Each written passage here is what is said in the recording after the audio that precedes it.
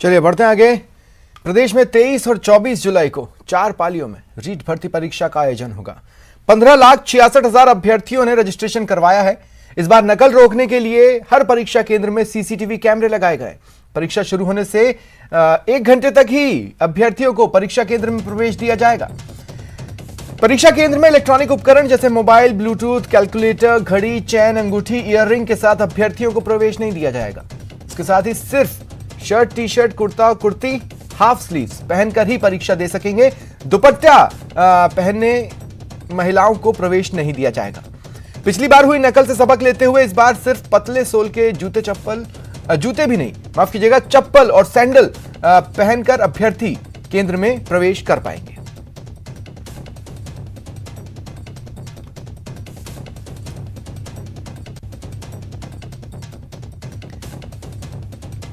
और देखिए, जोधपुर से सहयोगी रंजन दवे और बीकानेर से सहयोगी मनीष शर्मा इस वक्त मेरे साथ जुड़ रहे हैं।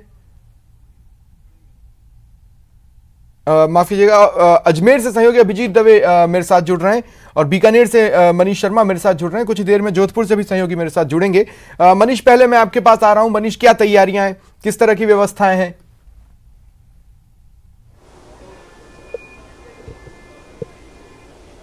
जी, बताना चाहूंगा कि रीट में कोई तरह के लीक ना हो सके और पूरी तरह से जो प्रशासन है वो पूरी तरह से इस परीक्षा को एक तरह से सफल बनाने में जुटा हुआ है। हम इस वक्त मौजूद है राजस्थान रोडवेज के जो बीकानेर डिपो है वहां पर हम मौजूद हैं। यहाँ पर आप देख सकते हैं जो रोडवेज बस स्टैंड है, डिपो है, यहाँ पर बसों की भी पूरी व्यवस्था की गई है और लगभग 100 बसों का यहाँ पर बेड़ा है। इसके अलावा जो यूआईटी और नगर निगम है बीकानेर, उसकी ओर से व्यवस्था की गई है। एक पंडाल बनाया गया है जहाँ पर जो परीक्षार्थी हैं उनके लिए ये पूरी व्यवस्था की गई है। हेल्प डेस्क है इसको, और इस हेल्प डेस्क पर अगर कोई भी परीक्षार्थी है उसको कोई समस्या होती है तो वो यहाँ पर अपनी शिकायत दर्ज करवा सकता है। इस वक्त हमारे साथ में मौजूद है बीकानेर रोडवेज डिपो के कार्यकारी चीफ मैनेजर, उनसे बात कर लेते हैं।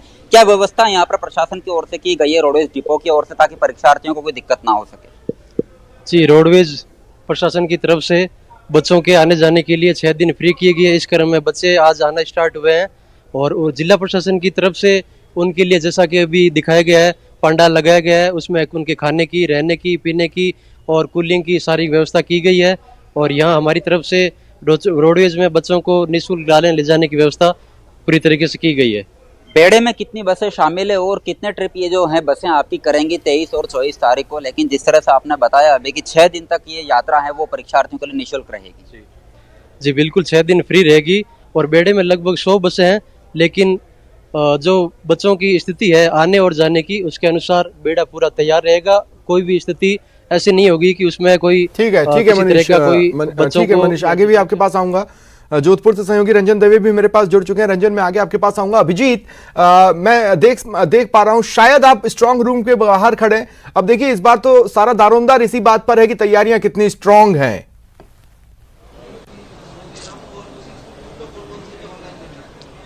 स्वप्निल, मैं इस वक्त रीट ऑफिस में हूं जहां पर रीट परीक्षा जो कल 2 दिन तक आयोजित होगी उसमें कमांड कंट्रोल रूम यहां पर बनाया गया, जिसमें जितने भी परीक्षा केंद्र हैं उनको सेंसिटिव जो परीक्षा केंद्र का आइडेंटिफिकेशन जो गोपनीय रूप से बोर्ड ने किया है, ये आप देख सकते हैं। ये पूरी उसकी तस्वीर है। यहां पर अगले 2 दिन तक जो है तमाम कर्मचारी जो है वो सीसीटीवी कैमरे जो सेंटर्स पर लगे हुए हैं वो यहां पर उनके जरिए सेंट्रल मॉनिटरिंग करेंगे और इस चीज को सुनिश्चित करेंगे कि ऑनलाइन रूप से किसी भी तरीके से कोई भी गड़बड़ी किसी भी लेवल पर किसी भी परीक्षा केंद्र पर नहीं हो। इसके अलावा एक बड़ी स्क्रीन यहां पर लगाई गई है जहां पर तमाम जो सेंटर्स हैं, खासतौर से जो सेंसिटिव डिस्ट्रिक्ट्स के जोन में आते हैं, उन तमाम सेंटर्स को यहां पर आइडेंटिफाई किया। हमारे साथ बोर्ड के जो ऑफिसर्स हैं, राजेंद्र गुप्ता जो जनसंपर्क अधिकारी, उनसे बात करेंगे।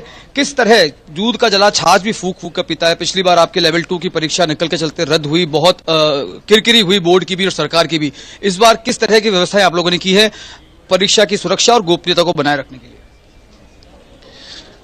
परीक्षा की गोपनीयता पिछले वर्ष भी आला दर्जे की थी, इस बार और उसको मजबूत किया गया है।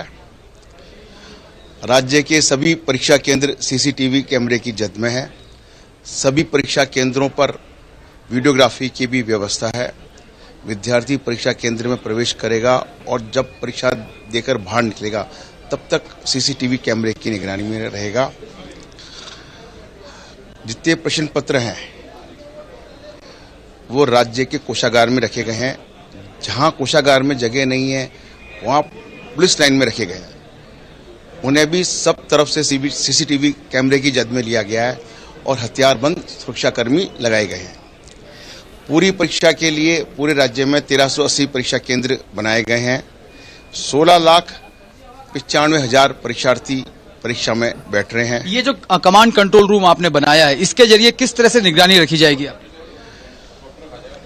इस कमांड कंट्रोल रूम से राज्य के सभी परीक्षा केंद्र जुड़े हुए हैं। इस कमांड केंद्र का लिंक संबंधित जिले के पुलिस अभय कमांड सेंटर को भी दिया गया है। ये पहली बार हुआ है? ये पहली बार हुआ है। जिला पुलिस भी अपने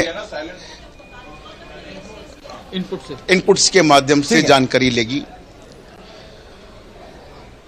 इसके अतिरिक्त सभी परीक्षा केंद्रों की ओमार विशेष वाहन के जरिए पुलिस जाब्ते के साथ रीट कार्यालय मंगवाने की व्यवस्था की गई है। रहें आप मेरे साथ रहें।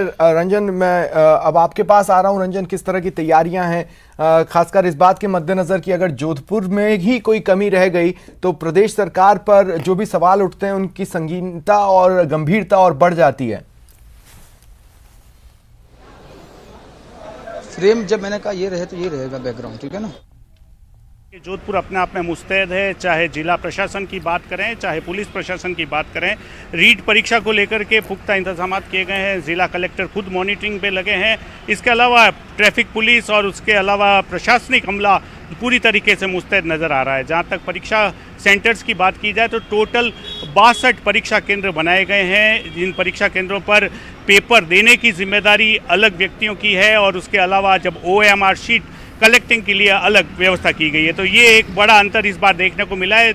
तृतीय श्रेणी शिक्षकों को इस बार यहाँ जोधपुर में परीक्षा के दौरान नहीं लगाया गया है, यानी कि द्वितीय श्रेणी और प्रथम श्रेणी के जो प्रशासनिक स्तर के जो अधिकारी हैं वे ही इस परीक्षा को करवा रहे हैं। तो पूरा दारोमदार जो है उन लोगों पर रहने वाला है। कुल मिलाकर के जोधपुर में अलग अलग 5 जोनल बनाए गए हैं जो कि यहाँ तैनात रहेंगे। पुलिस जाब्ता लगाया गया है। पुलिस जाब्ते की अगर मैं बात करूँ तो 2 मेल और 2 फीमेल जो है पुलिसकर्मी जो है हमेशा इस सेंटर में रहेंगे। मैं इस समय यहाँ जोधपुर के पावटा जो बस स्टैंड है, बस अड्डा है, वहाँ मौजूद हूँ। यहाँ लोगों का आना लगातार जारी है, अभ्यर्थियों का लगातार आना जारी है। हालांकि इसको लेकर के ट्रेन की अगर बात की जाए तो भी अलग व्यवस्था की गई है, अतिरिक्त ट्रेनें संचालित की गई है। बाड़मेर जैसलमेर से अतिरिक्त ट्रेनें आ रही है।